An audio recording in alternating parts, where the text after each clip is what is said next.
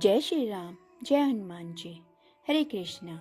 आज हम श्रीमद् भगवद गीता के 15वें अध्याय का महात्म्य पढ़ेंगे।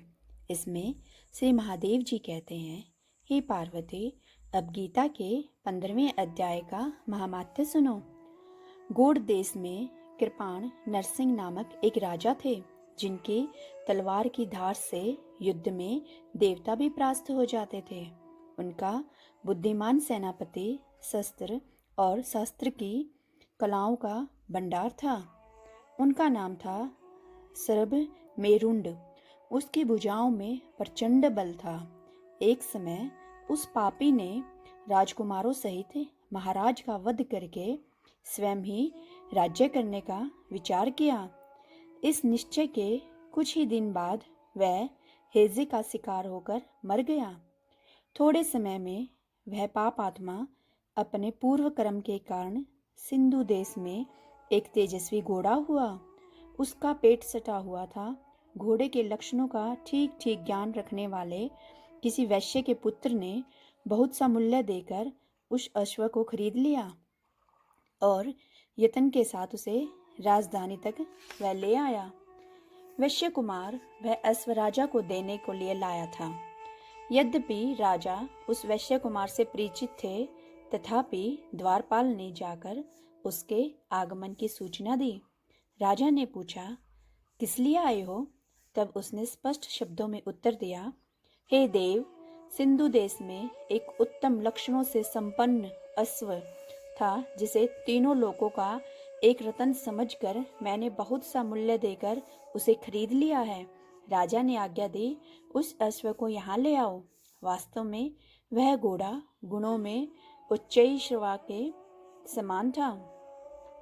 सुंदर रूप का तो मानो घर ही था। शुभ लक्षणों का समुद्र जान पड़ता था। वैश्य घोड़ा ले आया और राजा ने उसे देखा। अश्व का लक्षण जानने वाले अमात्यों ने इसकी बड़ी प्रशंसा की। सुनकर राजा अपार आनंद में निमग्न हो गए और उन्होंने वैश्य को मुंह मांगा स्वर्ण देकर तुरंत ही उसे अश्व को खरीद लिया। कुछ दिनों के बाद एक समय राजा शिकार खेलने के लिए उत्सुक हो उसी घोड़े पर चढ़कर वन में गए।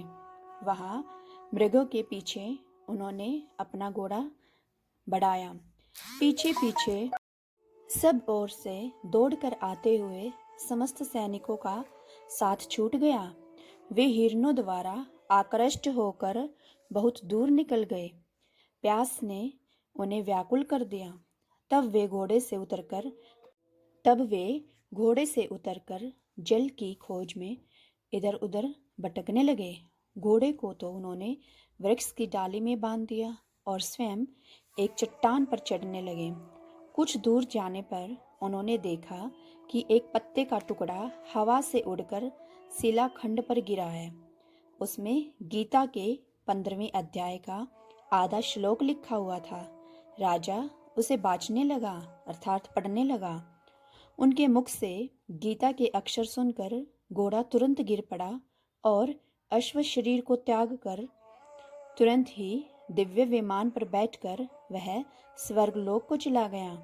तत्पश्चात राजा ने पहाड़ पर चढ़कर एक उत्तम आश्रम देखा, जहां नागकेशर, केले, आम और नारियल के वृक्ष लहरा रहे थे।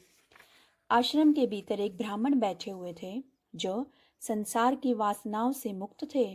राजा ने उन्हें प्रणाम करके बड़ी भक्ति के साथ पूछा, हे ब्राह्मण, मेरा अश्व जो अभी अभी स्वर्ग को चला गया है, उसमें उसका क्या कारण है?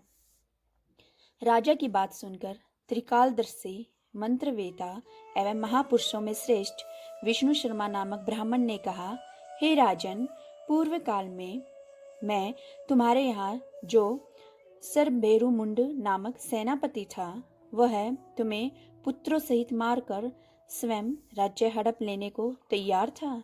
इसी बीच में उसकी हेजे का शिकार होने से वह मृत्यु को प्राप्त हो गया।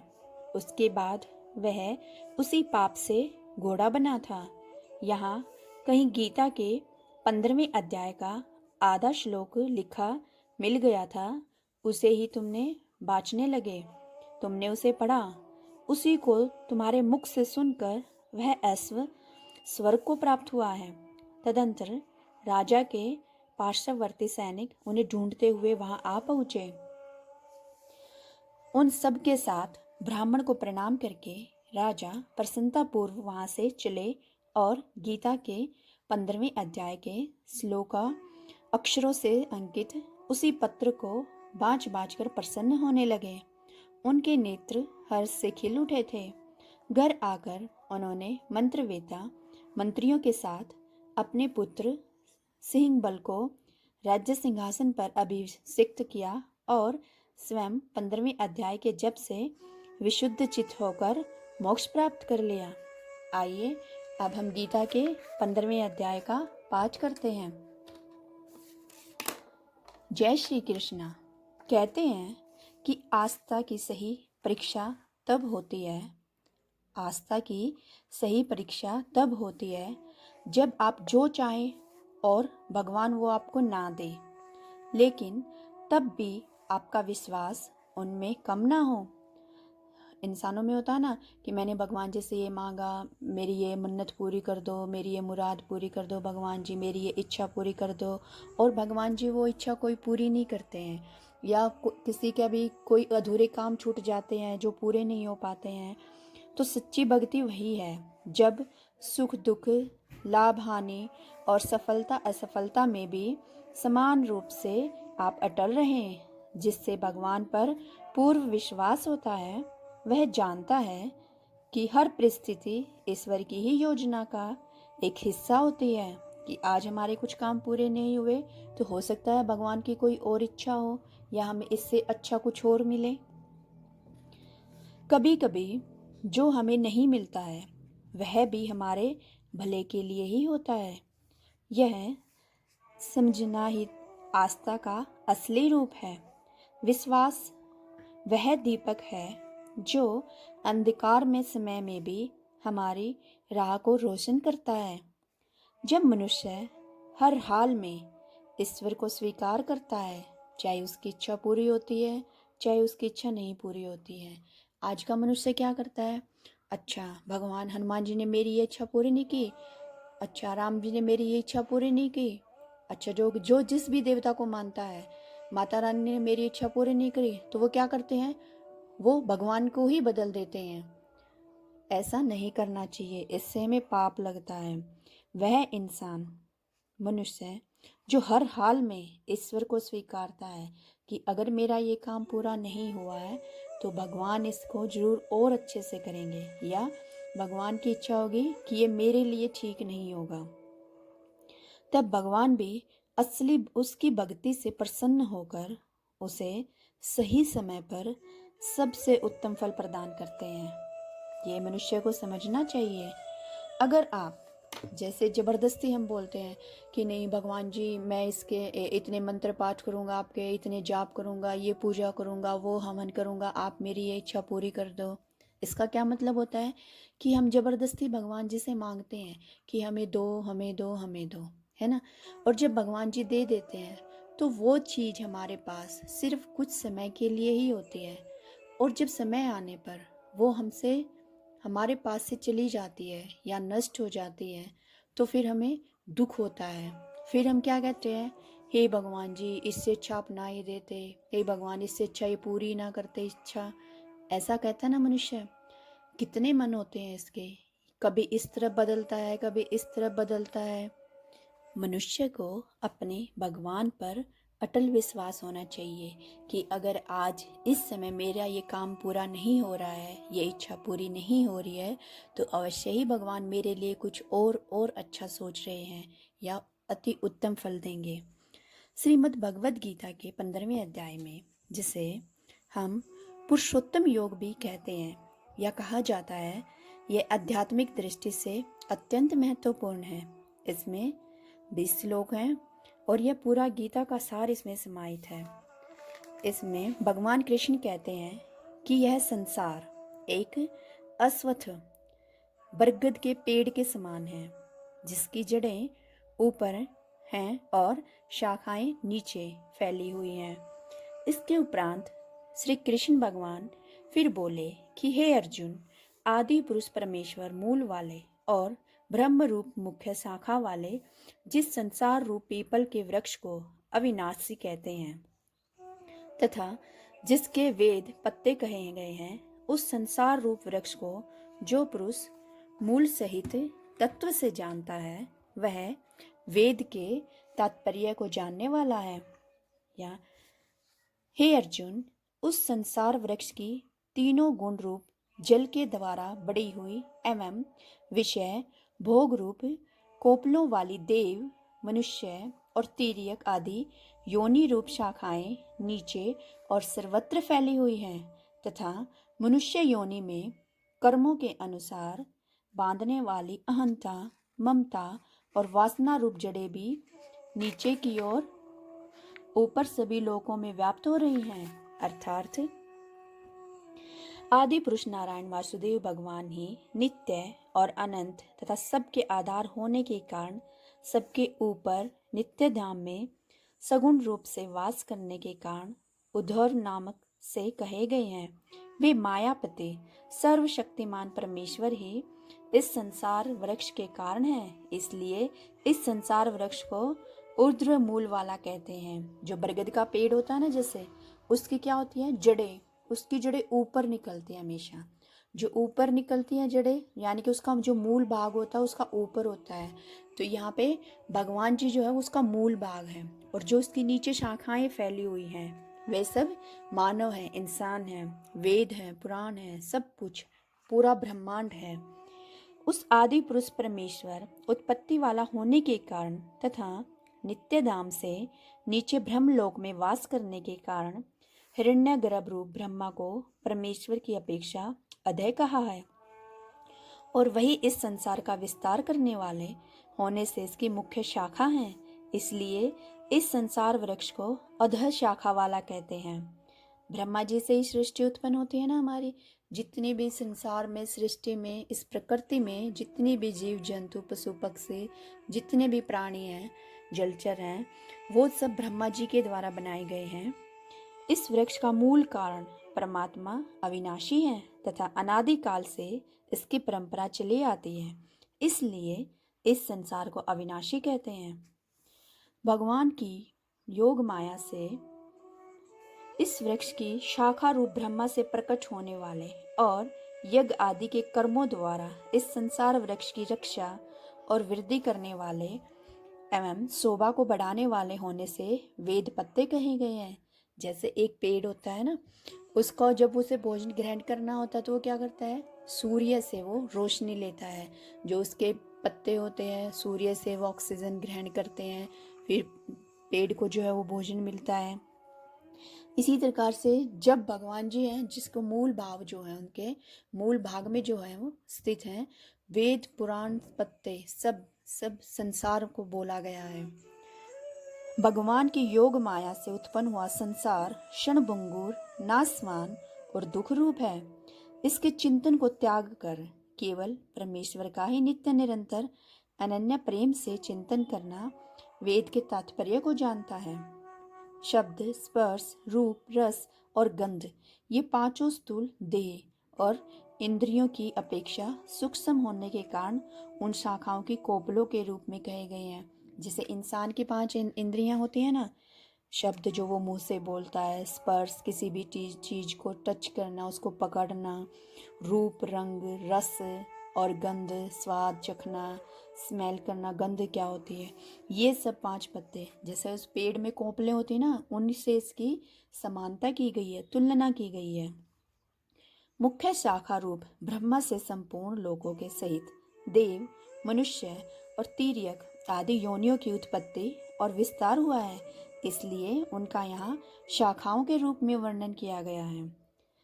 अहंता, ममता और वासना मूलों को केवल मनुष्य योनि में कर्मों के अनुसार बांधने वाली कहने का कारण है कि अन्य सब योनियों में तो केवल पूर्वकृत कर्मों के फल को भोगने का ही अधिकार है, और मनुष्य योनि में नवीन कर्मों के करने का भी अधिकार है। यहाँ पर भगवान कृष्ण जी हमें क्या समझा रहे हैं कि जो मनुष्य है उनमें ही ये चीज़ें देखने को मिलती है कि मोह ममता हो गई, माया हो गई, वासना रूप हो गई, और ये सब जो योनियाँ होती है मनुष्य में बांधने वाली होती है। हम बोलते हैं ना कि ये मेरा बेटा है, मेरी बेटी है, मेरी माँ है, मेरे पापा हैं। ये मोह माया बंधन से बंधे हुए इंसान हैं। लेकिन जो दूसरी योनियाँ होगी, कुत्ते, बिल्ली, गाय, भैंस, पक्षी, घोड़े, जलचर, मछली, कोई भी जो दूसरी योनि है, वो सब क्या होते हैं? वो अपने कर्मों का फल भोग रहे होते हैं यहाँ पे। वो नए कर्म नहीं कर सकते जैसे इंसान कर सकते हैं। इंसान नए कर्म कैसे कर सकता है? आप देखिए, जैसे अब हम नए कर्म कर रहे हैं, हम कथा कर रहे हैं भगवान जी की, सुना रहे हैं, आप लोग सुन रहे हो, आप भी नए कर्म कर रहे हो, जिससे हम अपने कर्मों को, अपने जन्मों के, आने वाले जन्मों के कर्म को बदल सकते हैं। हमारे पिछले जन्म में कुछ अच्छे कर्म रहे होंगे जो अब हमें भगवान जी की पूजा करने का, कथा करने का हमें समय मिला है। मनुष्य योनि जो होती है वो नवीन कर्मों के करने का भी अधिकार रखती है। जैसे बंदर, कुत्ता, गाय, घोड़ा, ये सब भगवान की पूजा तो नहीं कर सकते ना। इन्होंने पिछले जन्म में कुछ बुरे कर्म किए होंगे जिसकी वजह से इनको ये वाली योनि मिली है। लेकिन जब मनुष्य योनि जब हमें मिली है तो हम अपने नए नवीन कर्म क्या होते हैं? नए नए कर्म भगवान की पूजा पाठ करके, दूसरों को ज्ञान दे के, दूसरों की सेवा करके, उनकी इच्छाओं को पूरा करके हम ऐसे अपने नए नए कर्म करते हैं जिससे हम मोक्ष को प्राप्त कर सकते हैं और हमारे अगले जन्म भी इससे संवर जाता है। परंतु इस संसार वृक्ष का स्वरूप जैसा कहा है वैसा यहाँ विचार काल में नहीं पाया जाता है, क्योंकि न तो इसका आदि है और न अंत है तथा न अच्छी प्रकार से स्थित ही है। इसलिए इस अहंता, ममता और वासना रूप अति दृढ़ मूल वाले संसार पीपल के वृक्ष को दृढ़ वैराग्य रूप शस्त्र द्वारा काट कर उसके उपरांत उस परम पद रूप परमेश्वर को अच्छी प्रकार खोजना चाहिए। अर्थात यहाँ पे क्या कह रहे हैं भगवान जी? इस संसार का जैसा स्वरूप शास्त्रों में वर्णन किया गया है, जैसे देखा सुना जाता है, वैसा तत्व ज्ञान होने के उपरांत नहीं पाया जाता। हम बोलते हैं ना, या जैसे हमारे गुरुजन होते हैं, हमारे बड़े दादा दादी वृद्ध जो होते हैं, वो सब कहते हैं भगवान है, भगवान है, भगवान है ना।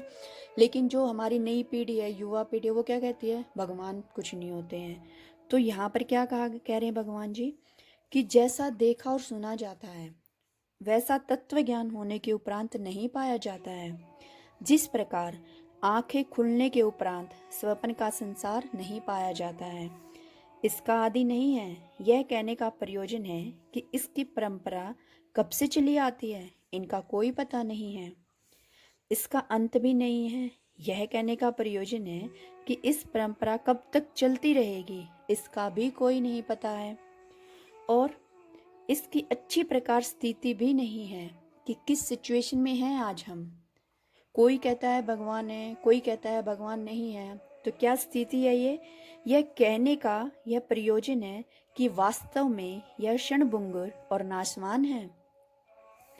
ब्रह्मलोक तक के भोग क्षणिक और नाशवान है, ऐसा समझकर इस संसार के समस्त विषय भोगों में सत्ता, सुख, प्रीति और रमणीयता का न भासना ही दृढ़ वैराग्य शस्त्र है।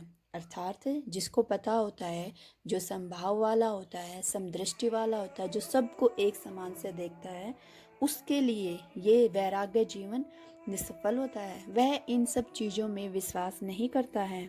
स्थावर जगम रूप यावन मात्र संसार के चिंतन का तथा अनादिकाल से अज्ञान के द्वारा दृढ़ हुई अहंता, ममता और वासना रूप मूलों को त्याग करना ही संसार वृक्ष का अवान्तर अर्थात मूलों के सहित काटना है। अब जैसे हमें पता है कि हमारे ये घर वाले हैं, ये भाई बंधु सखा मित्र सब हैं, उसके बाद भी अगर जब मनुष्य इन सब चीज़ों से ऊपर उठकर भक्ति करता है, सारी चीज़ें साथ में चलती हैं, लेकिन हमें ये पता है कि सब में भगवान जी विराजमान हैं, जिसमें कहे गए कि पुरुष फिर भी संसार में नहीं आते हैं। उन सब से ऊपर उठकर जब साधु सन्यासी कोई बनता है तो वो कैसे बनता है? वो अपना घर परिवार सब छोड़ देता है, इसलिए वो सन्यासी बनता है, क्योंकि उसे पता है कि भगवान का धाम मोक्ष ही प्राप्त करने योग्य है।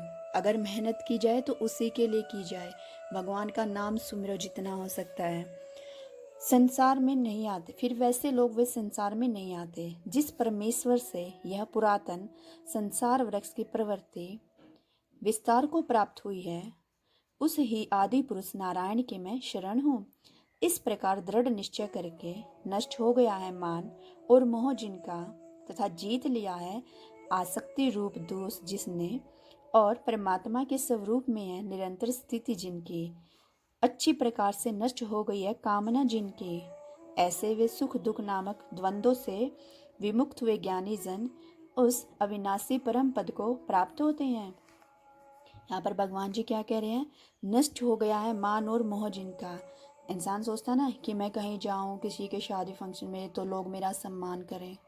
ऐसे इंसान जिनका मोह सम्मान सब कुछ नष्ट हो गया है, उसे कोई फर्क नहीं पड़ता है कौन उसकी इज्जत कर रहा है, कौन उसको मान दे रहा है, कौन उसे दुख दे रहा है। परमात्मा के स्वरूप में वो निरंतर रहता है। और जिसकी अच्छी प्रकार से नष्ट हो गई है कामना जिनकी, अब उसे कोई इच्छा नहीं रह गई है कि मुझे ये भी चाहिए, मेरा ये इतना बड़ा घर हो, गाड़ी भी चाहिए, कार भी चाहिए, सब कुछ चाहिए। ये इच्छाएं होती हैं इंसान की। जब ये सारी इच्छाएं खत्म हो जाती हैं, ऐसे वे सुख दुख नामक द्वंद्वों से विमुक्त हुए ज्ञानी जन, फिर उसे कोई चीज़ मिल जाए तो मुझे सुख होए, मुझे खुशी होए, और कोई चीज़ मेरी छिन जाए या गुम हो जाए या डिस्ट्रॉय टूट जाए तो फिर दुख होता है ना। तो ये सारी चीज़ें जो ये भावनाएं होती है जिस इंसान के अंदर से ख़त्म हो जाती है, वही उस ज्ञानी जन को ही अविनाशी परम पद प्राप्त होते हैं। वही भगवान जी के मोक्ष द्वार पर जाते हैं। उस स्वयं प्रकाश में परम पद को न सूर्य प्रकाशित कर सकता है, न चंद्रमा, और न अग्नि ही प्रकाशित कर सकता है। तथा जिस परम पद को प्राप्त होकर मनुष्य पीछे संसार में नहीं आते हैं, वही मेरा परम धाम है। हे अर्जुन, इस देह में यह जीवात्मा मेरा ही सनातन अंश है, और वही इन त्रिगुणमयी माया में स्थित हुई मन सहित पांचों इंद्रियों को आकर्षण करता है। कैसे कि वायु गंध के स्थान से गंध को जैसे ग्रहण कर ले जाता है, वैसे ही देह आदि को स्वामी जीवात्मा भी जिस पहले शरीर को त्यागता है, उससे इन मन सहित इंद्रियों को ग्रहण करके फिर जिस शरीर को प्राप्त होता है उसमें जाता है। यहाँ पर भगवान जी क्या कह रहे हैं? वो कह रहे हैं कि जैसे वायु गंध के स्थान से गंध को जैसे ग्रहण करके ले जाते हैं। जब हम खेतों में जाते हैं, कहीं फूलों का खेत हमने देखा है कभी, है ना, और वो खेत हमसे बहुत दूर है, लेकिन जब वहाँ पे हवा चल रही होती है तो वो फूलों की खुशबू हमें आती है।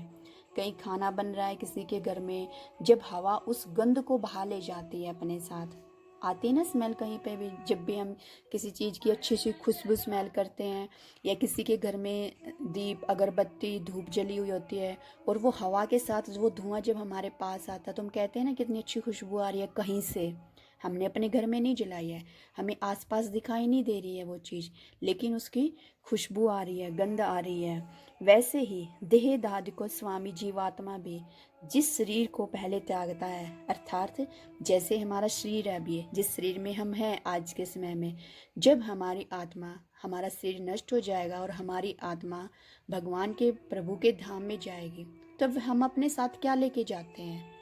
हम सिर्फ अपने कर्म अपने साथ लेके जाते हैं, जो मनुष्य को दुआएं मिलती हैं।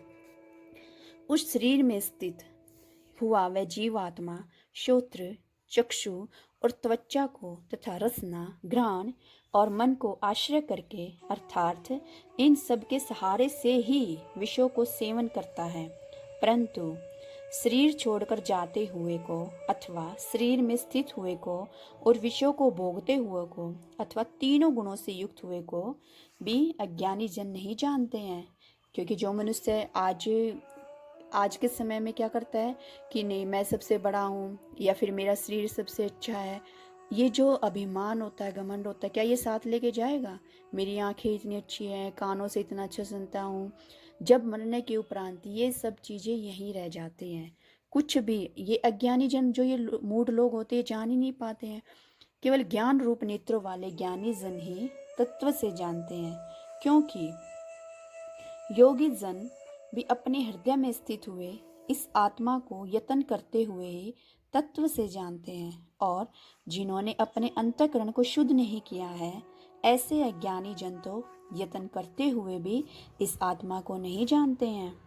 यहाँ पर भगवान जी हमें क्या कह रहे हैं कि जैसे विभाग रहित स्थित हुआ भी महाकाश घटों में पृथक पृथक की भांति प्रतीत होता है, अर्थात अलग अलग मनुष्यों में जो जीवात्मा देखने को मिलती है, वैसे ही सब भूतों में एक ही रूप स्थित हुआ भी परमात्मा पृथक पृथक की भांति प्रतीत होता है।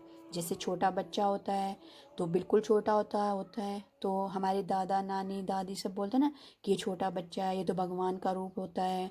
छोटी कन्या होती है, उसको हम बोलते हैं कि ये माता रानी का रूप होती है। जब बड़े हो जाते हैं तो भगवान भी उसी जीवात्मा में वह जीवात्मा अलग अलग पृथक पृथक रूप से हमें वो दिखाई देती है कि अब ये बड़े हो गए हैं, दादाजी हो गए हैं, या पापा मम्मी जो भी अलग अलग।